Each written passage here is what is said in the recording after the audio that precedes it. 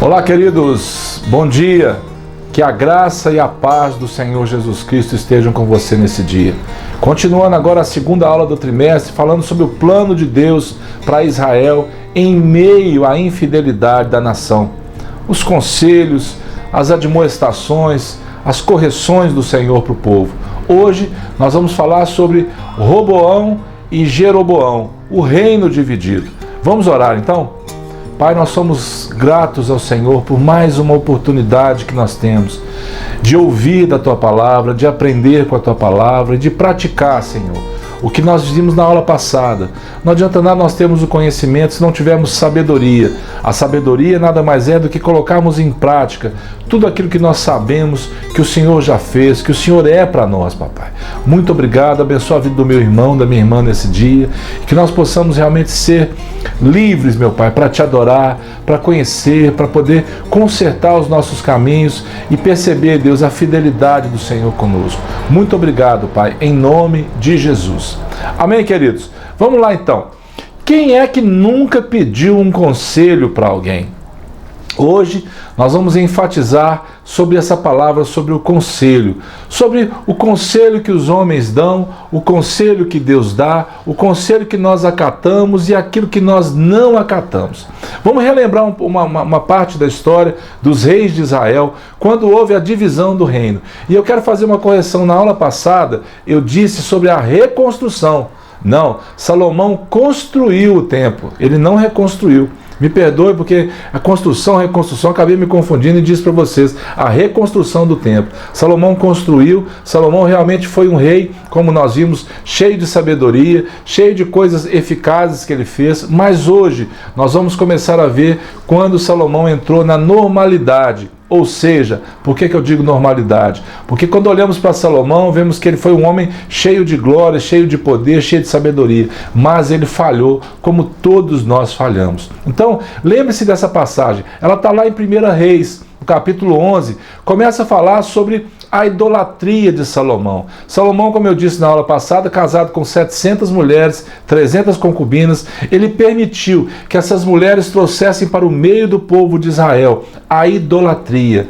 E ele foi se perdendo, o coração de Salomão foi sendo pervertido exatamente por isso, por estar junto com elas e elas permitindo que os deuses delas viessem e o povo adorasse aquilo, e foi tudo misturando, uma bagunça mesmo no reinado daquilo que Deus tinha para o povo dele, né? E nós vamos ver aí 2 reis que Deus permite que se levantem contra Salomão. Um deles chamado Haddad e o outro Rezon. Eles se levantam contra Salomão para realmente destruir o reinado de Salomão. E aí entra um homem chamado Jeroboão, que ele era encarregado dos trabalhos, né, das turmas de trabalho. Ele era muito inteligente, muito esforçado, e Salomão logo pegou aquele homem e colocou ele como chefe daquele povo. Mas nós vemos que a apostasia de Salomão já estava começando a acontecer. E Salomão começa então a perseguir Jeroboão.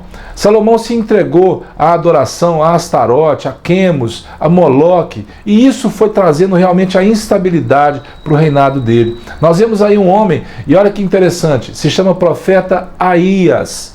Este homem é usado por Deus para simbolizar para Jeroboão a vontade de Deus para aquele povo. Deus deixa bem claro que por causa de Davi, por amor a Davi, Deus não destruiria totalmente o reinado, não tomaria o reinado de Salomão, mas faria isso através de seu filho, que no caso Roboão assumiria o reinado após a morte de Salomão. Ele rasga aquele manto em 12 pedaços e fala para Jeroboão pegar 10 pedaços daquele, simbolizando o que Deus faria mais tarde na separação entre o reino de Israel e o reino de Judá, a tribo do norte e a tribo do sul.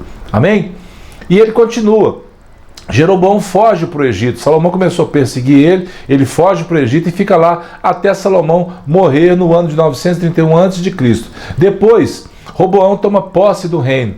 O filho de Salomão toma posse do reino. Mas o retorno de Jeroboão, quando ficou sabendo que Salomão tinha morrido, ele voltou para Israel. E voltou com o povo junto com ele. E aí, quando Jeroboão voltou, o que acontecia? No reinado de Salomão, os impostos foram subindo demais. O povo foi muito sobrecarregado com os impostos. E aí, o que Jeroboão queria? Que Roboão diminuísse os impostos. E é uma coisa muito interessante, por quê? Porque a riqueza, o luxo, o poder todo de Salomão, ele foi muitas vezes custeado através desses impostos. Porque precisava mover a máquina, e o que movia a máquina eram os impostos. Impostos pesados, impostos que sobrecarregavam o povo. O que Roboão faz? Roboão toma conselho com os mais velhos. Eles dizem para Roboão assim: Roboão, você vai ter que aliviar o fardo deles, para não ser realmente pesado. Mas ele toma conselho também com os jovens que cresceram junto com ele. O que eles dizem? Fala para eles o seguinte, Roboão: se o seu pai cobrava muito, você vai cobrar muito mais, o seu fardo para eles vai ser muito mais pesado.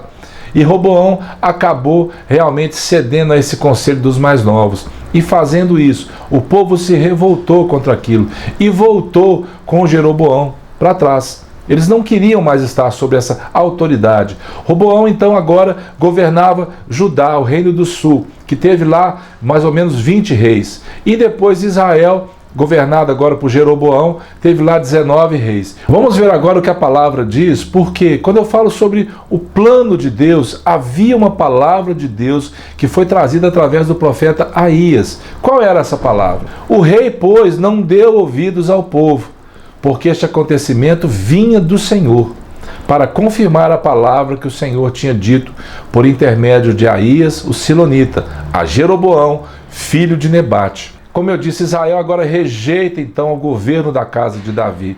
Roboão se levanta contra, mas Deus usa um outro profeta. Primeiro o profeta Aías, agora o profeta Semaías. Olha que interessante, se nós formos lembrar, porque nessa época nós sabemos que também a palavra do Senhor, ela era usada como realmente direção para as pessoas, e precisa ser assim até hoje para nós.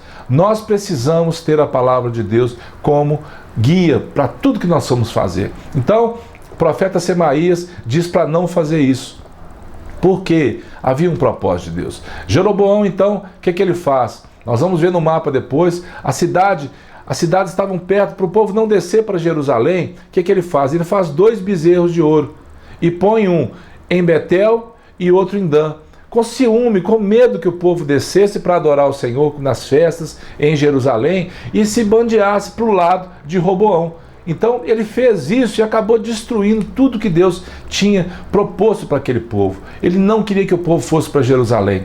E Jeroboão, ele constrói altares em muitos lugares, começa a adorar outros deuses. Ele escolhia sacerdotes que não eram da tribo de Levi, sacerdotes a quem não era lícito realmente se tornarem ter aquela função. Depois ele muda a data das festas para que o povo pudesse, ou seja, ele tentou se adequar à situação que ele tinha para que o povo não encontrasse mesmo e não descesse para Jerusalém. Olha o que Provérbios fala: muitos propósitos há no coração do homem, mas o desígnio do Senhor permanecerá. Então nós sabemos, nós vamos ver esse mapa aí, olha só, lá em cima está a cidade de Dan, mais para baixo Betel, o reino de Israel, o reino de Judá, né, de cor verde, de amarelo Israel, você vê Jerusalém aí. Então nós temos tudo que o povo precisava, mas não era o que Deus tinha como propósito para o povo. E nós sabemos que um reino dividido, o que ele vai trazer? Ele vai trazer para nós a dissensão, vai trazer divisão, vai trazer o declínio,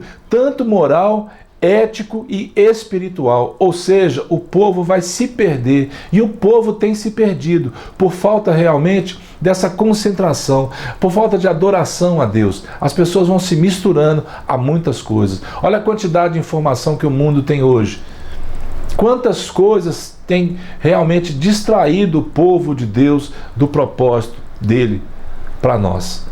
Nós temos que tomar muito cuidado, porque a idolatria, ela vai entrando, as falsas doutrinas, né, religiões, elas possuem realmente muitos elementos comuns com a fé bíblica. E é isso que mistura a cabeça. Se você não meditar na palavra, se você não orar, se você não buscar realmente que o seu entendimento seja aberto, meu Deus, que bagunça vai fazer. Por isso, transformai-vos pela renovação da vossa mente, para que experimenteis qual seja a boa, perfeita e o quê? Agradável vontade de Deus. Olha, o profeta agora não é mais o Aías, não é mais o Semaías, mas é Isaías. E olha que interessante como a palavra fala. Roboão, Jeroboão, Aías, Semaías, Isaías. Deus não muda de assunto. Olha o que Isaías diz. Eu sou o Senhor, este é o meu nome. A minha glória, pois, não a darei a outrem, nem a minha honra às imagens de escultura. Os desejos egoístas de Roboão estavam acima da vontade de Deus. O ídolo dele, quem era? Ele mesmo. Ele se tornou um Deus para aquele povo. Então, nós temos esse próximo slide que eu quero manter praticamente em todas as aulas. Pequenos desvios, grandes consequências. O povo vai se desviando aos poucos. O povo vai se misturando à idolatria aos poucos. E o povo sofre as consequências do pecado da idolatria. A palavra de Deus diz, eu separei 3 situações para nós. Buscai o reino de Deus e a sua justiça. E as outras coisas, o quê? Vos serão acrescentadas. Estava falando sobre comida, sobre vestuário. Buscai em primeiro lugar o reino de Deus. O que mais que fala? Buscai o Senhor e vivei. Está lá no livro do profeta Amós. Fala também, buscai o Senhor enquanto se pode achá-lo. Invocai-o enquanto ele está perto. Amados, vamos buscar o Senhor. Vamos buscar a presença do Senhor. Vamos buscar o conselho do Senhor. Vamos buscar a vida com Deus. É isso que eu quero deixar para você nessa aula. O conselho de Deus, ele é muito importante para nós. Precisamos sim ler a palavra, precisamos orar, precisamos ter a direção de Deus. Para quê? Vivermos dias felizes sobre a terra. Olha o que Jesus fala no Evangelho de Mateus para a gente encerrar. E eis aqui está quem é maior do que Jonas. E pertinho desse versículo ele diz assim também, eis aqui está quem é maior do que Salomão. Jesus estava falando, o povo pediu um sinal. Senhor, nós queremos um sinal, a geração incrédula queria um sinal. E Jesus falou assim, eu não vou dar outro sinal para vocês, a não ser do profeta Jonas. E eis aqui, ele falando dele mesmo, eis aqui quem é maior do que o profeta Jonas. Depois ele fala assim que a rainha de Sabá veio para conhecer a sabedoria de Salomão. E eis aqui quem é maior do que Salomão. Então, queridos, para encerrar essa aula, eu quero te dizer, ele já está dentro de nós. Somos templo do Espírito Santo. Então, vamos buscar o conselho dele, vamos buscar a aprovação dele, vamos buscar a vontade dele, para que a gente continue sendo cheio da graça de Deus. Amém? Que o Senhor te abençoe. Se você já se inscreveu no nosso canal, ok, aproveite o material que nós temos lá, esse novo trimestre sobre os reis de Israel. Se não, inscreva-se no canal, compartilhe essas aulas e que o Senhor te abençoe. Até a próxima semana, em nome de Jesus.